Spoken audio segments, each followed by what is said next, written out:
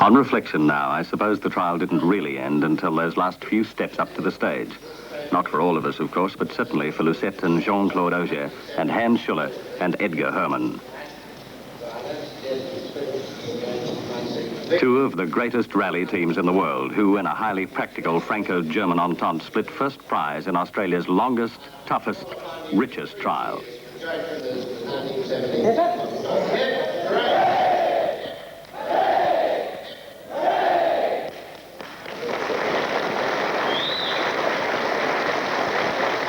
It was, of course, the event of the bicentenary.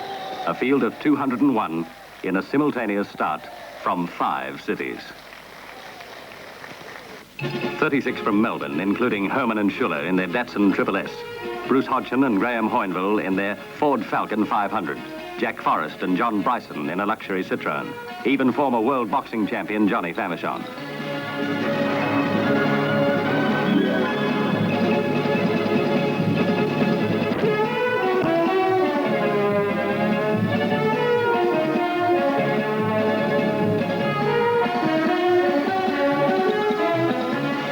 Ogiers and 23 others started from Brisbane, among them John Smith and Noel Che from New Guinea. Queenslanders Rex Law and Amos Smith and Barry Arentz running in his second Ampol Trial. How would the Ogiers fare? That was the puzzle. Would last-minute ill luck rob Jean-Claude of his victory as it had done in the London-Sydney Marathon?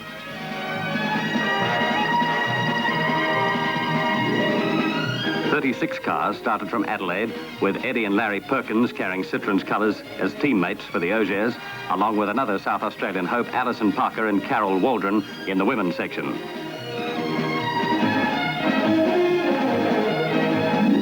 There were 17 from Perth, rivals and colleagues. London, Sydney, London, Mexico City veteran Ken Tubman and navigator Lynn McLeod. Colleagues, Bob Bullock's Volvo team. Rivals, let's face it, all. My Volvo, theirs, or Tubman's Triumph 2.5. Let me save Sydney for last, with Bondi dressed in Sydney's bicentenary regalia, right down to Captain Cook. To witness such evidence of courage, initiative, and endeavor. I have been told that as well as here at Bondi, there are courageous men and women in Perth, Adelaide, Melbourne, and Brisbane at this moment, ready to embark on a journey across this vast continent. Before I dispatch you intrepid helmsmen and navigators, let me express my amazement at your means of conveyance. Your carriages can travel distances on land which took me 10 months by sea, God providing favorable winds. I admit that my ships were not built for speed, but I am assured that your carriages similarly put reliability first. All the more power to you 20th century adventurers. Go forward with courage. 88 of us kicked off from Bondi. Bright, jolly, nerve-taut, wisecracking with Joe Martin. But for all of us, whether Holden's wily fox Harry Firth with 3 entries, David Mackay, or the newest novice, the question uppermost in our minds was, how tough was the 10,000 miles that lay ahead? How well would our machine stand up to it? How much stamina would we need for 15 days and nights across the continent Cook had skirted 200 years before?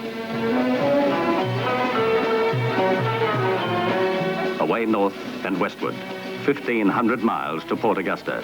For some, by midnight, western New South Wales, an early end for car 145. John Monaghan's Fiat was in a collision just outside Nyngan. Luckily, no one seriously hurt. By morning, the outback, where signposts still point to the post office, and country policemen came 200 miles to see the field go by. Then the Darling, the Flying Doctor Base, and 20 miles further on, Broken Hill. Time out for John and Paul Jensen of Mount Isa. 3 cars can't go through a grid simultaneously. We took on this decoration about 100 miles the other side of Wilkenya, Brian. I was coming through fairly fast on the outside of a row of traffic in heavy dust. The third road suddenly ran out and there was a grid, and we sort of wound ourselves around it, picked up a bruised dignity and an injured arm. We'll be moving in about 35 minutes from now. We've got to be in Port Augusta by 8:15 tonight. And so were we all, across the border and due in Port Augusta by nightfall. 200 from seaboard to seaboard, $1 million worth of machinery converging on Port Augusta.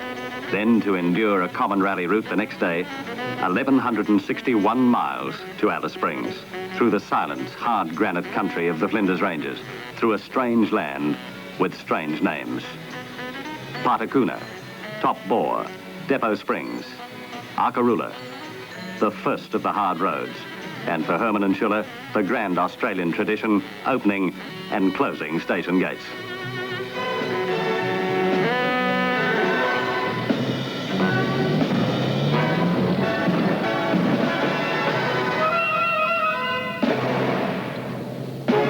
The ranges are breathtaking. The road, something less. And through Partakuna Control, a tent in the wilderness, forerunner of many. Falcon number 35, Bruce Hodgson and Graham Hoynville, lacing the dust with their engines roaring, speeding to ultimate victory in the rally to Alice.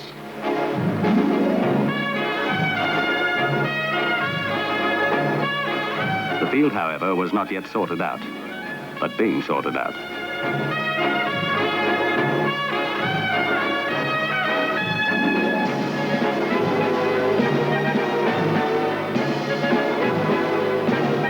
Full bore for Top Bore, the Ogiers running in with a clean sheet at the end of the easiest stage of a bone-shaking 250 miles. The clock, our relentless master, with Hodgson and Hoynville, and Ken Tupman in his triumph for the time being more than obedient to it.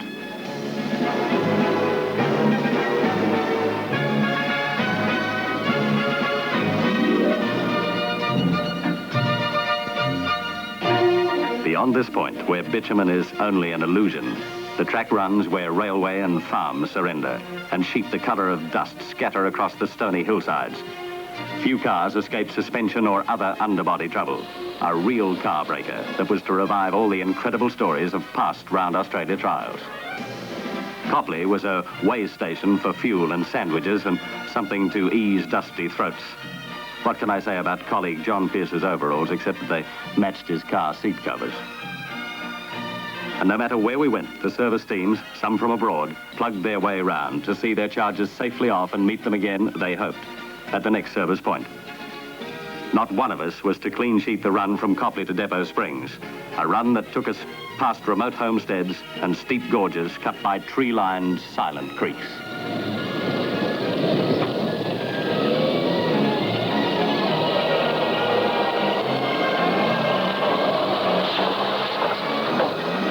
Eddie Perkins at this stage was down 5 points. The Fords had the best of it. Hodgson and Kilfoyle down only 1 and 2 points. Then on 4 points for John Kieran in his Monaro, the Ogiers and Bob Bullock's Volvo. The rest of us trailed behind and into the dusk. Drive 3 miles east along the creek bed, the route instructions said. Take care of rocky gutters and boulders. And don't, it might have added, don't whatever you do, roll over. Otherwise, you'll have to stop and fix it.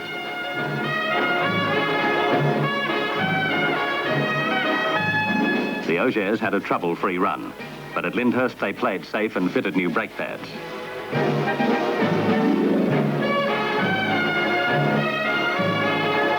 On the other hand, Herrman and Schuller rolled over, but made it to Oodnadatta. There had been, Schuller explained, a moment of indecision. Confronted with a side track, hands hesitated and flipped in a sandy creek bed.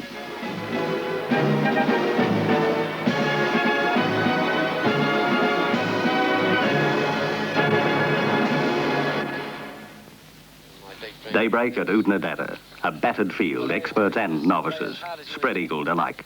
Breakfasting at the old camel grader that now serves as a barbecue at the Oodnadatta pub. John Famersham summed up the night. Oh, rally. But shocking it is. Don't know how a car can get through it. Would you sooner fight or rally? Oh, I'd sooner fight, I think. I'd sooner fight. Out of Oodnadatta, the last lap in the rally section. Alice Springs in the offing, a night's rest there, and then next day, the start of the trial.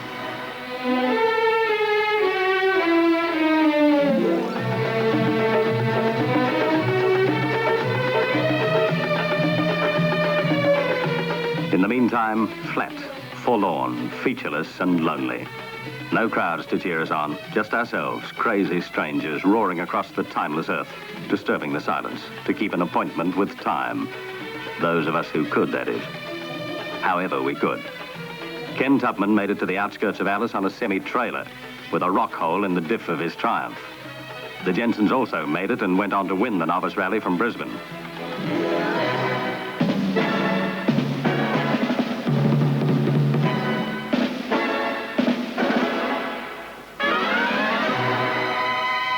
Ford took honours in the rally, 7 points up on John Kieran and Roger Bonholm, who tried to win for the Holden dealer team.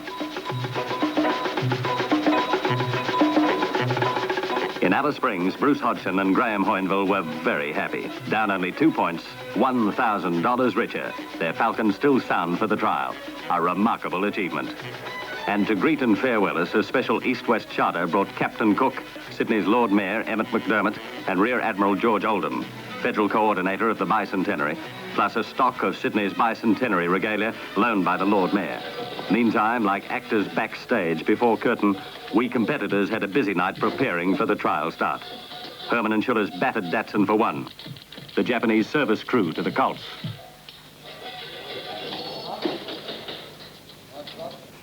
Next day, with the early morning crisp and cool as a wintry desert sunrise should be, the trial began. 159 survivors of the 201 rally starters, out in numerical order, each 2 minutes apart. We started early so that film of the scene could go on television in capital cities 1,000 miles away the same night by courtesy of Qantas. For this vital job, they flew to Alice their sleek HS-125 training jet, which set fastest time in the London-Australia Bicentenary Air Race. Captain Stan Beeson gave a hand while the cameras rolled.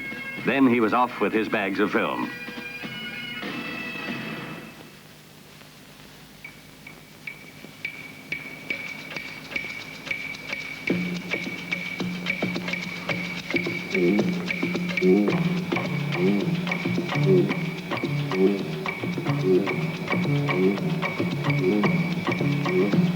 He reached Sydney in 3 hours, a journey that was to take us 11 days.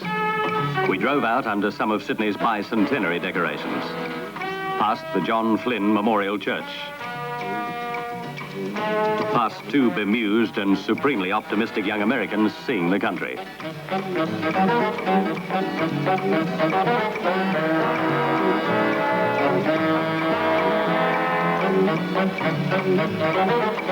Jean-Claude and Lucette Ogier, 2 of France's most distinguished drivers who married after the London-Sydney Marathon, had nursed their Citroen in the rally. Now they were out to win the main event. So were big game hunter Edgar Herrman and his cool compatriot Hans Schuller. They believed their Triple S could repeat their win in the 1970 East Africa Safari. Few others did. In Alice, after their rollover, the cynics had them 50-1. Able South Australian Gary Chapman, who drove for the Ford team in the London-Sydney, but competed privately in a Capri in this event, turned the first trial stage into a tourist run. With 14 hours, 41 minutes to cover 692 miles along the bitumen, there was time enough for photographs at the Devil's Marbles.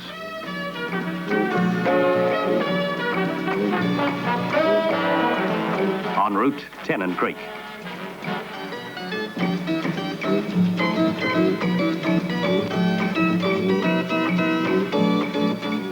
Brisbane's Ann Thompson proved that women are never at a loss as to what else they can do at a refuel point.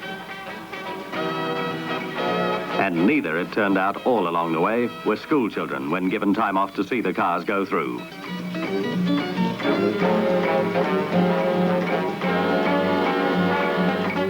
With another 300 miles to cover, we had only to keep the sun at our backs. And the road would bring us well ahead of time to May Downs, off the bitumen, the start of a brutal competitive section outside Mount Isa. Not resting so much as storing energy, nerves and reserves for the wild dash across May Downs into Isa. 1 hour, 15 minutes to traverse 45.5 miles, the first real crunch of the trial. No service vehicles this section. Extreme care, rocky outcrops, numerous creek crossings. That's what the rule said. All was calm, but there was tension behind the calm. Car 1, Daniel and Slide, tough Tasmanian miners, slid off into the darkness, the bull dust and the creek crossings. We didn't see them again.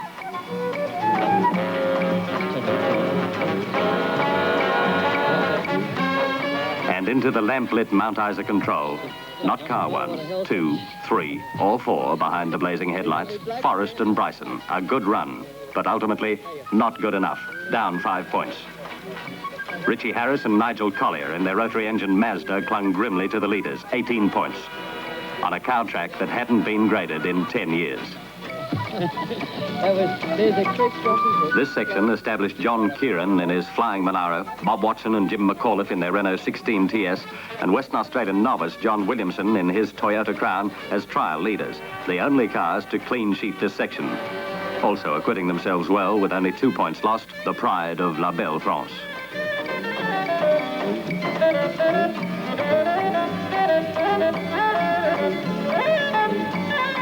Jean-Claude smiled non-committally at his first experience of a Queensland bush track.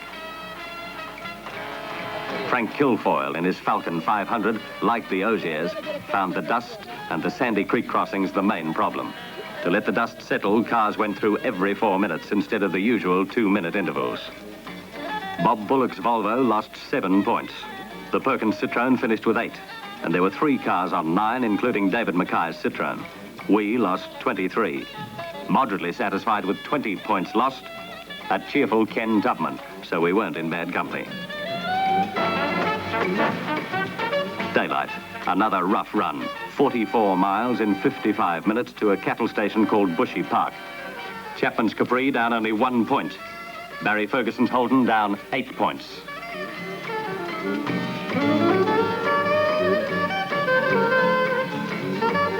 At this stage, the Ogiers and their white Citroen were 5th on 2 points. Frank Kilfoyle, Australian rally champion, and his navigator Doug Rutherford, well placed on 12. The mentor is Big Al Turner, boss man of Ford's Special Vehicles Division. Turner's job is to care and plan for Kilfoyle, Bruce Hodgson, and Jack Ellis, the aces in the Ford team. Herrman and Schuller were down 6 points.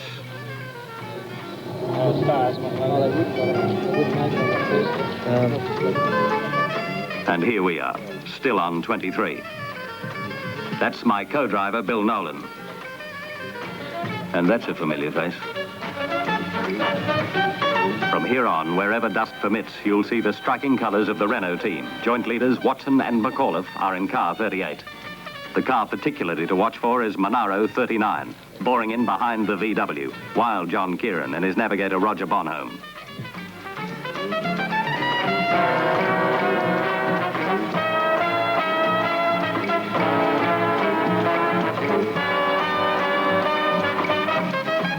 Whenever he could, Kieran conferred with Harry Firth, manager of the Holden dealer team. At Bushy Park, with 6,500 miles to go, for Kieran and Firth, everything was coming up roses. But there were 6,500 miles to go. Join us then, heading east across western Queensland for the green-clad tropical coast. And into Kilfoyle's dust go the 2 leaders.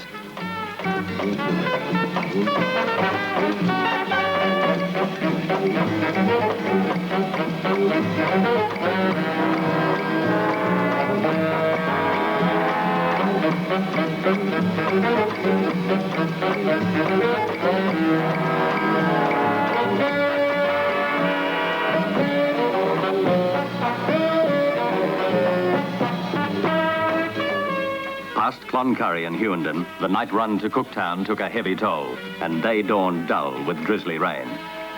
When Alex Gorshinen's white Mercedes slipped by, Kieran was already in, but overnight he'd lost the lead.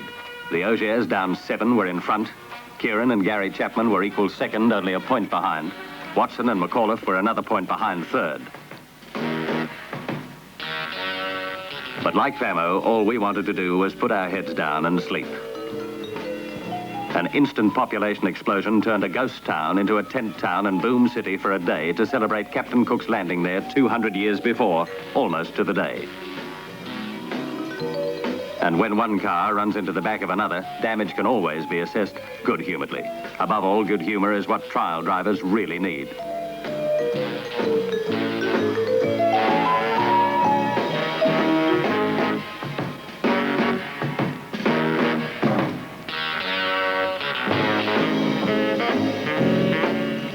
In the pub, the town's gold rush boom days are recalled in oils.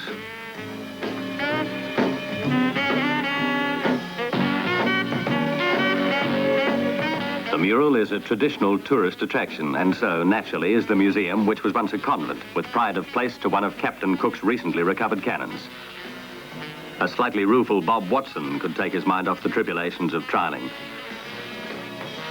Cook's tribulations were largely over at Cooktown, with Endeavour tied to this tree, beached and under repair. Perhaps it meant good luck for Barry Burns and Ray Glendenning, who were destined to take out the novice prize.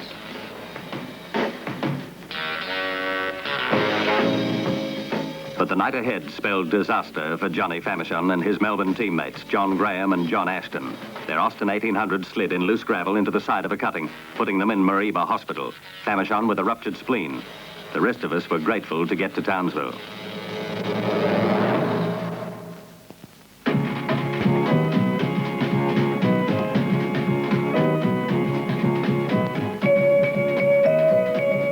The Cooktown section had been rough.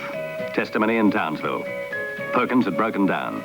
The Ogiers complained that in parts the road was fit only for four-wheel drive vehicles. Alan Hamilton's Porsche crashed outside Mount Garnet. John Pearce was knocked out with the broken sump. Others just gave up. The new leader was John Kieran on 14 points. The Ogiers next on 17. It was a good place for Lucette to get a flat tyre, with John Bryson ready and willing to help a lady in distress. Elsewhere, in many workshops, frenzied repair work was underway. Our Volvo only needed half a pint of oil. Ampol, of course. Out of Townsville, ahead of us, more competitive sections. 32 miles from the abandoned gold town of Ravenswood to Clare. Time allotted, 46 minutes to allow for, as our route instructions had it, straying stock, numerous creek crossings and mountain roads. Observe warnings. Lights boring through the darkness like Ravenswood's phantoms afoot again. First into Clare, the Ogiers, clean-sheeted, but still in second place behind Kieran.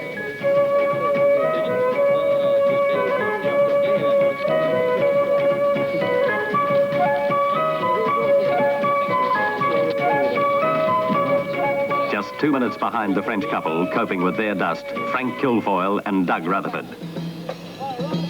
In on time. No points lost, but down 30 overall. No wonder Frank was in a hurry.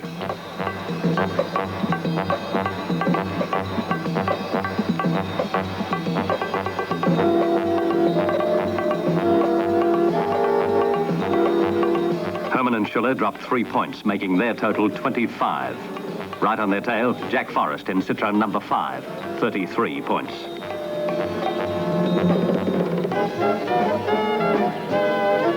Driving one car ahead of our Volvo, David Mackay's Citroen was also 33 points down at Clare.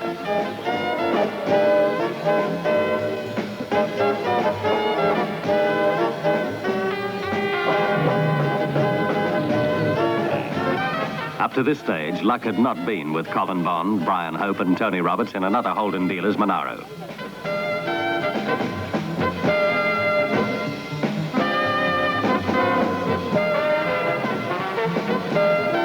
But with Bond on 44 points and Kieran on 14, Holdens were in front in the team score. Our own situation out of Clare and heading for Mackay was pretty good. We were down 61 points. We lost 23 south of Cooktown.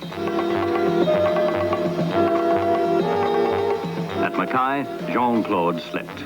But John Kieran, as ever, was really switched on. The rest of the control was a bustle.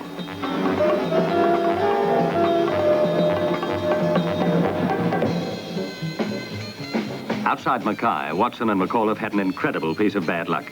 An electrical fire cost them 12 points and joint second place.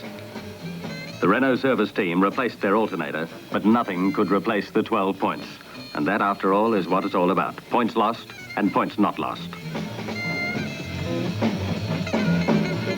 Edgar Herrman's concern was sleep not lost. Roaring out of the dawn, the leader, Kieran. We were coming out of one of the most exhaustive sections in Queensland, 69 miles across Connors Range from Tirrawumba to St Lawrence.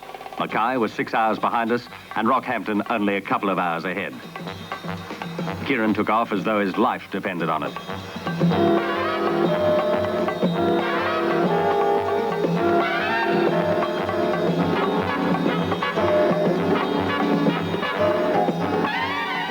Hodgson was backing up his rally win with a handy 4th position in the trial. Watson and McAuliffe's task was making up lost ground. For them, it was a waiting game, waiting for the leaders to slip. Gary Chapman and Peter MacArthur, with no intention of slipping, were third in their surprising Capri.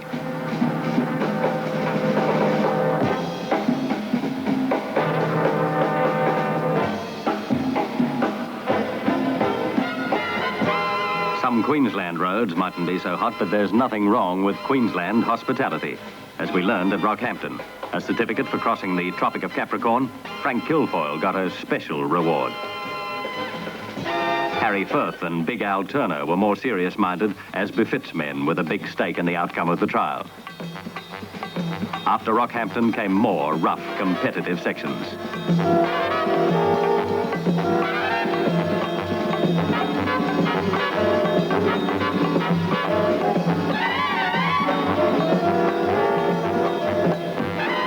Ken Tubman, down 182, was now out of the calculations. But this was the nature of the trial. Long touring runs on reasonable roads, enabling works teams to rebuild with time to spare, mixed with short, tight, competitive sections that really sorted out the field.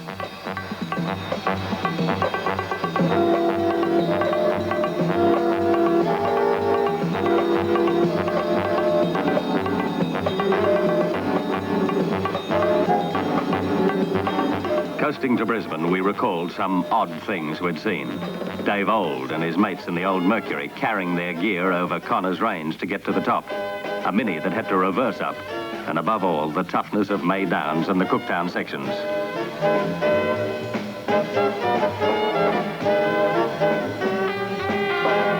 At Brisbane, positions were clear for the run south. Kieran first on 14. Then the Ogiers on 17. Chapman on 23, Hodgson on 24, and Herrman and Schuller on 25.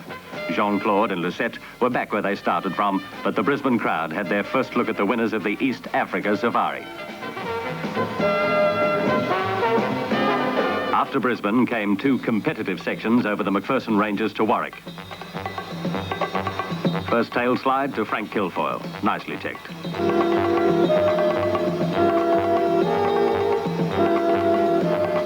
Herrman and Schuller.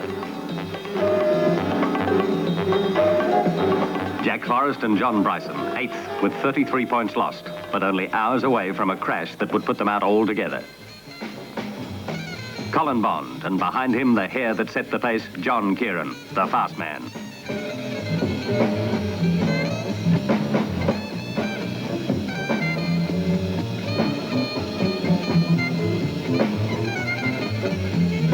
The Colts were starting to come on, particularly Doug Stewart. So was David Mackay. But Eddie Perkins was to come to grief on a sudden mountain crest hairpin bend. But meantime, Barry Ferguson's Monaro, and thundering behind him, still third, Chapman and MacArthur in their gallant Capri.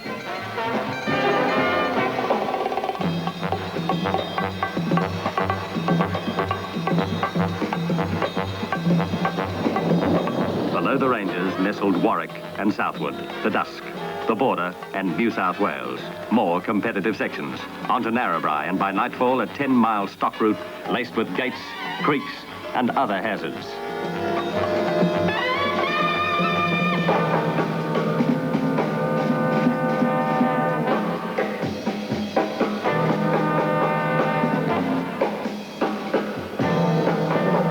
As they swept through a gravel creek bed, a blowout ended the hopes of Jack Forrest and John Bryson. Their Citroen rolled and became a twisted wreck. When police arrived, Bryson told them graphically how seat belts had saved Forrest and him from serious injury. For car 5, the trial was over. Bryson was disappointed but cheerful. For a sport like him, there's always a next time.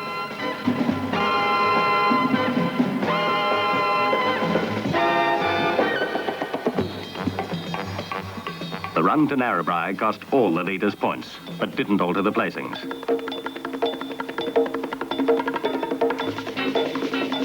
At dawn, Kieran, still the leader, was 1 point further down, but hammering out the pace the last few miles into Wagga. 1 day's rest in Wagga, and we could wake in the evening to rain and mud and the first greasy conditions since Cooktown.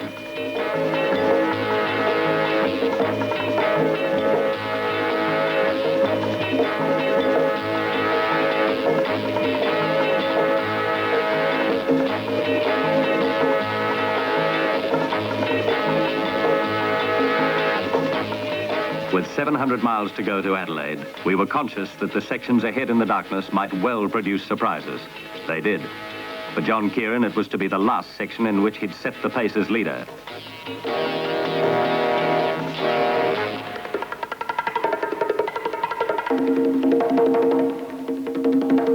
A wet start.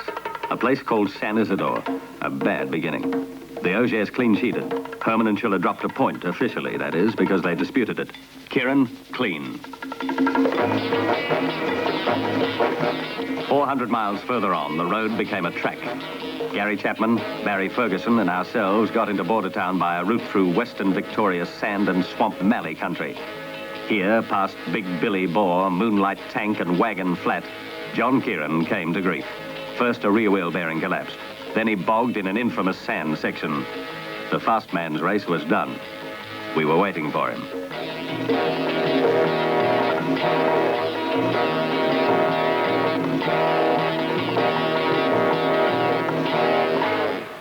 Now the Ogiers led from Herrman and Schuller, Chapman and MacArthur. Their grip on third place, seemingly secure, dined well. Breakfast without Kieran seemed odd.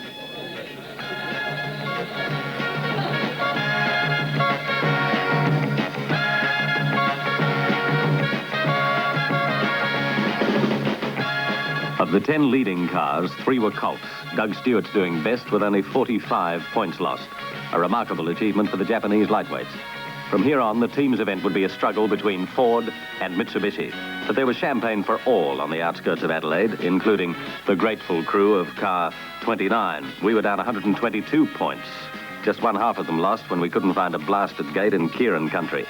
Herrman and Schuller, 10 points behind Jean-Claude and Lucette, were patiently counting on them making one mistake, a hope that seemed slim at this stage.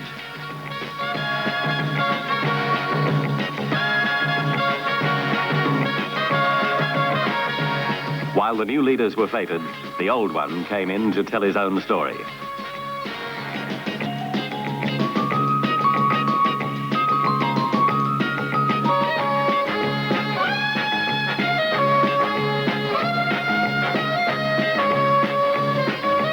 Next day into Victoria and on to Melbourne. There was little Kieran could do to make up the leeway of 123 points, because the roads through the rain-swept Grampians weren't designed for making up time. On some, we were guaranteed to bog, and others were so bad that the trial organisers called the sections off and rerouted us.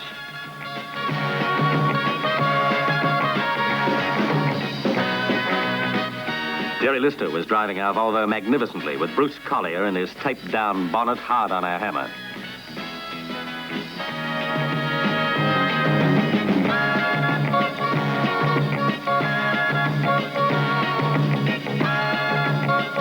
Melbourne was a night city, seen first from the impound and then only briefly.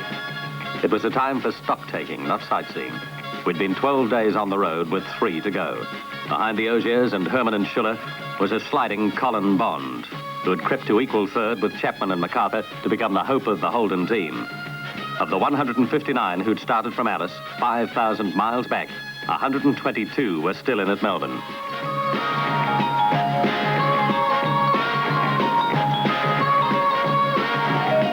The Colts seemed set for the team's prize. As for John Kieran, he just never gave up. Chapman in Albury, quiet and confident. But before dawn, it would be all over.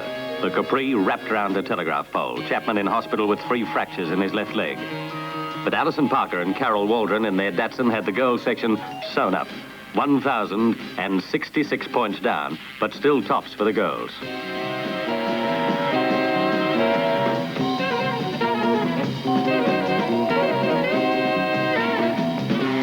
Dawn on day 14, heading for Cooma. Could the Ogiers retain their lead for 24 hours? Overnight, we all dropped points, but not sufficient to alter the placings. On long, hard hauls in Victoria, the Ogiers paced the roads magnificently. With less power in their Datsun, Herrman and Schuller dropped to 17 points behind them. But they were still second, and Bond was third, and the hunt was on.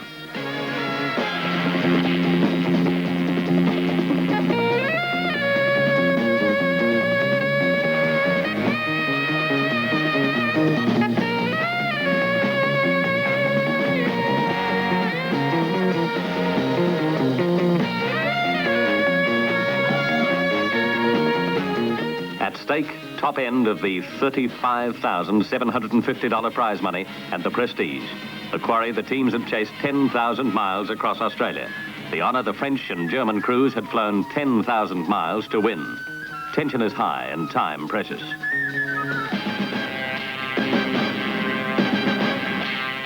Herrman and Schuller were in trouble at Numarella, just outside Cooma. The engine flange of their exhaust pipe had snapped. Schuller patched it by the roadside. Then they raced to Cooma, where their service team was waiting.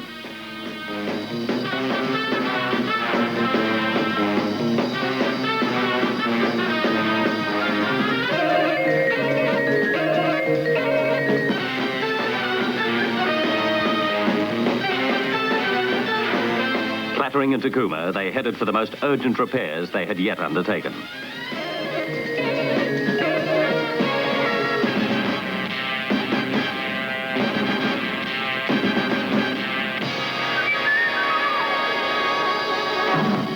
In credit to their Datsun, it was the first part which had come adrift since their rollover near Oodnadatta.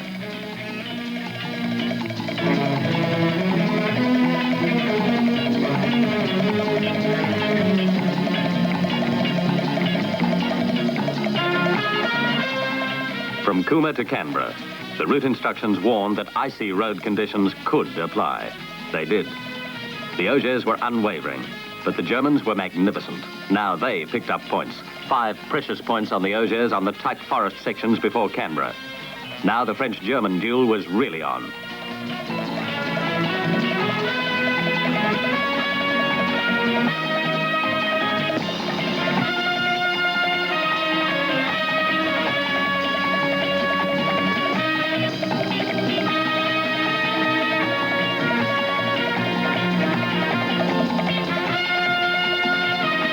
Ten days earlier, we'd been in Western Queensland with Kieran the leader, and the dust impenetrable.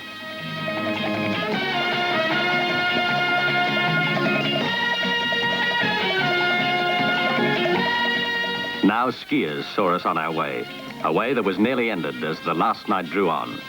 100 miles to go to Canberra, with Australia's hopes now resting on Colin Bond, whose Monaro was still good enough to win.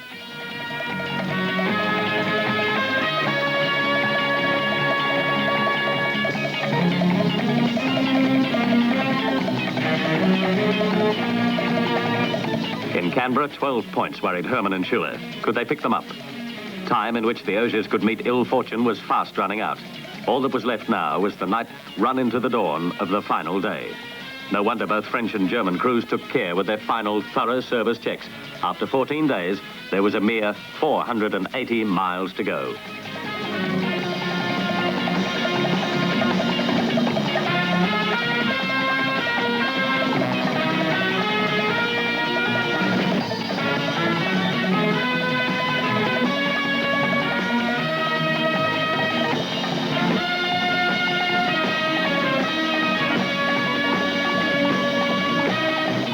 Then it happened.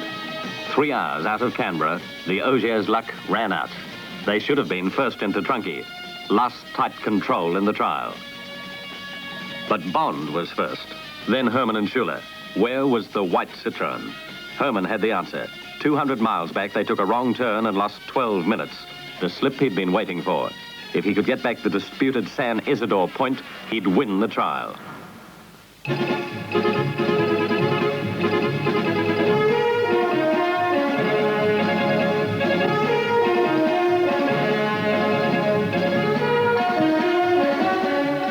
Then out of the night, a furious Frenchwoman and an even more furious Frenchman.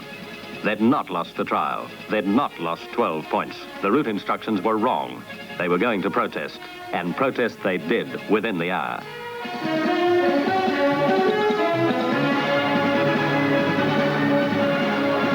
Sunday, a procession down the Great Western Highway to Sydney Showground, and rather a triumphant one.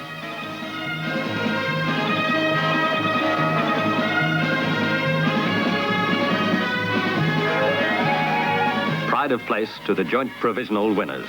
Provisional because officially they'd both lost 60 points, including the Ogiers' disputed 12 and the Germans' disputed 1.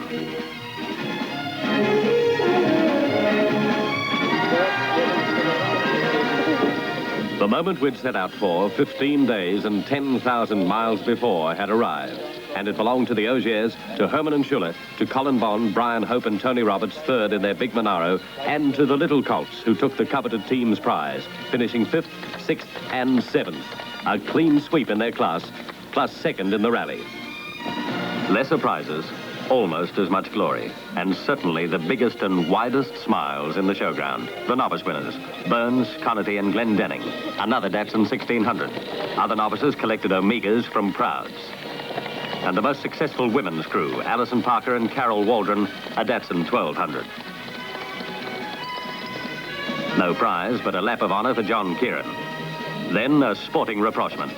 Jean-Claude and Lucette, Edgar and Hans withdrew their protests. They accepted the tie which they had first disputed, a tie which gave them each $6,500 in Ampol prize money, plus $3,700 in special prize money and bonuses to the Germans. Not bad for 2 weeks' work. A great end to a great trial.